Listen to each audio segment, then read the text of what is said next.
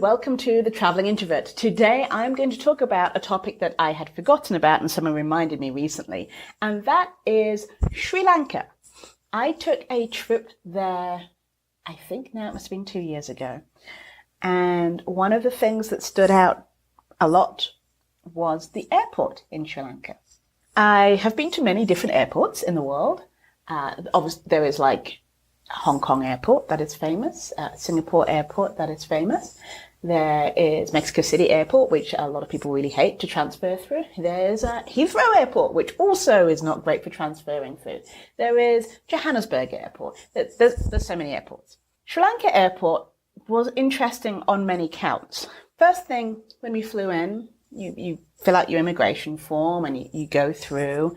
And what surprised us, because I was traveling with people at the time, was there was duty free. And you do find that a lot in some airports. As soon as you pass through immigration, they're like, oh, come and, shop at our duty free. And there are many airports that do this. This was not the surprise. The surprise was that duty free did not consist of the usual perfumes and cigarettes and bottles of alcohol. The items that they wanted you to buy in duty-free consisted of white household goods, washing machines, fridges, freezers, cookers. This is not something I have experienced before. I did not look at the prices. It was one of those things where you're walking past and you're going, that's a fridge. They want us to buy a fridge in duty-free? Is there something we need to know about fridges? Because, for example, in Singapore, there's alcohol in duty-free because once you get into Singapore, alcohol is kind of expensive. So it's almost a precursor that they're like, hey, you should really buy this here because it's really going to cost you on the other side. So we saw these things. And so that was interesting. And then the other part was when we were leaving, we had Sri Lankan currency. And we wanted to spend it because normally at the end of a trip you have leftover currency and you're like, oh, I'll buy trinkets at the airport or I'll buy coffee or a little bit of food before I go on the plane. Not at Sri Lanka Airport. I actually saw a pack of Kinder Eggs that I wanted to get because each of the Kinder Eggs had a model plane with it. And so this was something I'd heard about on a different blog and I didn't realize I could get it in Sri Lanka. So I was very excited. I wanted to get it. It was the equivalent, I think, of about $3 on whatever it was, but I couldn't find the amount in the local currency.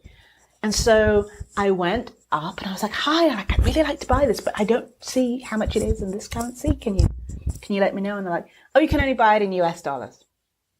I thought I'd misunderstood, so I just double checked. And I was like, so I'd like to buy this in local currency. See, I have local currency. You've taken out local currency from my wallet. Like, no, you can only buy it in US dollars. It's like, I am still in Sri Lanka, right? I didn't, sometimes America has a habit of buying land on other countries and, claiming it as their own, like in Canada and, Ireland. And they're like, no, but we only accept US dollars. I mean, I paid because I really wanted the Kinder Eggs and the airplanes. But that wasn't really the point. How could the airport, the international airport, in a country not accept its own currency? And this baffles me today because I still don't know why. And I thought, well, you know what? Maybe it's just the duty-free store.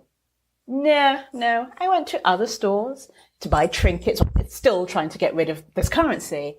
And 90% of them were very much like US dollars, US dollars, US dollars. There was only like one place where I ended up buying like a coffee and a juice and a croissant and other things just to get rid of my currency.